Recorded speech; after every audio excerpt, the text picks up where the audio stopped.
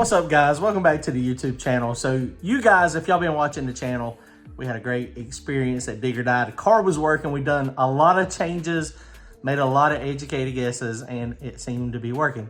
We did run into the power wheelie on the second round and third round. That is the world's slowest power wheelie. I promise you, if I could show y'all the draggy, and I'm thinking about showing the draggy. I haven't 100% decided yet or not, since we were in a race. It was 100% the world's slowest 8th mile power wheelie at the finish line. I guarantee you it was. Car was running good. We were still off the pace. The fastest guys out there, we were probably a tenth, maybe 2 tenths off from them, if I was guessing. Mile per hour, we're probably pretty close. But getting the car to accelerate at a fast rate the whole track is hard, and these guys out there, man, they're flying. So we had a good car though. We were gonna have a great race against the truck, Brandon. That was gonna be a fantastic race, I think. I was looking at what I thought he run, and we were gonna have a drag race. It was gonna be one of the better ones of the night, probably of the whole event, if I had to guess. So it was gonna come down to who could shove it down through there. But we'll get to race him again soon, so he'll try to get back on me.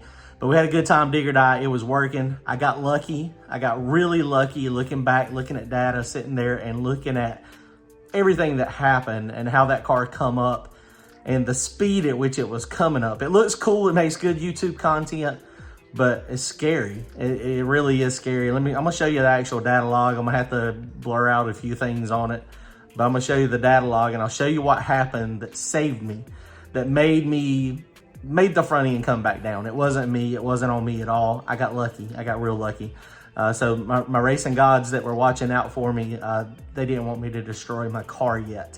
Another thing that helped was not having a hood on the car, because the car was coming up. It was coming up, and it was not showing a sign of leveling out. And the mile per hour it was running, you know, it's definitely blow over speed, or at least the speed where it would come up and fly through the air pretty hard. So not having a hood on it probably helped. So not having the hood on it let the air from under the car come through by the engine, you know, not giving it as much leverage. That wing back there is putting down downforce, so we're going to have to definitely play with that to get it under control. We got to have maximum traction, and you have maximum traction with all the weight of the car when you have the front wheels off the ground, but we can't race that. That's not raceable. It's not raceable to have the front wheels off the ground, especially at the finish line, because anything can happen, a gust of wind, or, you know, you constantly have to input the steering wheel on this thing to make it work. But I'm gonna show you the data log real fast. Check this out. Don't forget to go to turbojohnracing.com, grab some merchandise, comment, like, and subscribe. And we've only got like 4 connecting rods left. If anybody wants a stocking stuffer, we had these at the track, but I forgot to put them out. So we got 4 of these left, and hopefully we won't have any more of these aluminum rods for a while. I've got some steel ones out there in the garage that were broken. I might put up for sale soon. If you're interested in that, go check it out, turbojohnracing.com. Check this out. All right, guys. Well, here is the data log. This is the data log from the world's slowest power wheelie. So car takes off here. This is our starting line. We were on the 2-step for just a little bit of time. It was perfect car hook. This is timing, so this is how we're doing our timing. Everybody does timing a little bit different, so it just completely depends on what you're doing. You pull out a bunch, or you don't pull out enough, and you know, it's a crapshoot. So it comes up.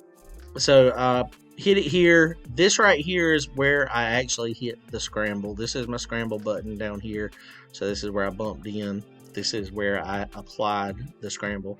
Now, one of the things, I used to never hit the scramble, and I was racing. It was at Dig or Die, and Bill Hoskinson, he recommended, he's like, dude, make sure you grab the scramble to see if it'll take it. And I do that every time now. So I didn't even know where the guy was I was racing.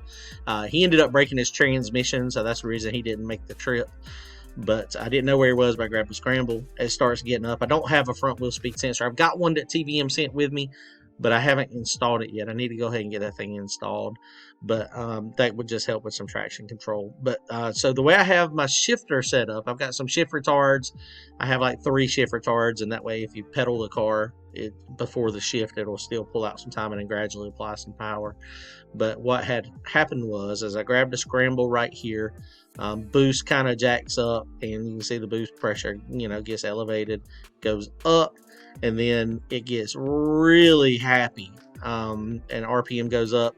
Got a little bit of some jaggedness up here in the RPM, so we are at higher RPM. This is getting up, that's 7,600 RPM, so it starts losing a little bit. We're a lot lower timing than we were in the previous motor at this same point. So I think that's what we're struggling with this right here. But the way I have my shift retard is it detects if it senses 200 RPM or more drop, then it hits a shift retard. So here I am, wide open throttle, grabbed a scramble right here, and right here it thought it shifted. And so it pulled out 8 degrees of timing on the shift, and you see it killed the RPM. And then I let off back here, and then I got back on it here. Now the finish line was like right here. I was dead on the finish line almost when I actually let off. And so, you know, this thing was looking back at limpies from down track. I mean, it was coming up. We were so close to having a blowover, or at least getting, you know, up on the bumper. It come up really high. Looking at it this week is a little scary, guys. That is something we don't want to do. We do not want to make this thing be unsafe. We don't want to have that happen again. It did happen a little bit on the third pass as well. We took a little bit of weight out of the car, and that helped it. It didn't come up as bad looking at the videos, but we're going to definitely have to take some wing angle out. So that's what we did going up for the fourth round. We took some wing angle out of it, and we're going to try that to see. Now we are going to put a laser ride height sensor on it and see if that can help this as well, because you got to be on the verge. If you look at all the fast cars, and we're not quite there yet. We're not fast by any means. It's reasonably fast, but it's not super fast. And the super fast cars and the moderate cars that are pretty fast, they're bumping the tires the whole time. The whole pass, the front tires are barely on the ground. You can see them, they'll hit a bump and they'll pop up and then come back down. So it's the bias. The bias is perfect for the amount of power that they're putting down. And so we hadn't quite got there yet, but this right here, it saved my butt, guys. This right here, if it would not have pulled this timing out, this 8 degrees of timing is what that pulled out. If it wouldn't have pulled that 8 degrees of timing, it could have been bad. It could have been real bad. But I just wanted to show you all that on the data log and just, you know, show that you know, sometimes it takes a lot of luck, you know, to make this stuff work. And, I mean, we're just lucky that it worked out good for us this time. So we want to prevent it from happening next time. Like I said, power wheelies are cool, but down track is not cool. I'm good with it power wheeling for the first 60 foot, 100 foot. I can deal with that. But down track at, you know, over 130 miles per hour, 140 miles an hour in some cases, you know, that's just a little scary. That's a little sketchy. We don't want that to happen. So that's what we're going to do. I just want to show you all that data log and show you that the world's slowest wheelie at the finish line got saved by a timing retard that was not designed to save that. But I'm excited to put the wheelie control on it, the laser ride height sensor. We're going to get one from Mad Racing, and we're going to stick it on there and hopefully get it all sorted out so that next time, if the front end comes up above, you know, an inch over or so from maximum extension, then we'll get a timing retard, because it works. It makes it come back down. It did, and it would save it potentially. But the best way to do it and make it right is to not have it wheelie down track, is to have your suspension and your bias perfect. We're working on that, guys. All right, guys, comment, like, and subscribe. Just want to show you all this. Later, guys.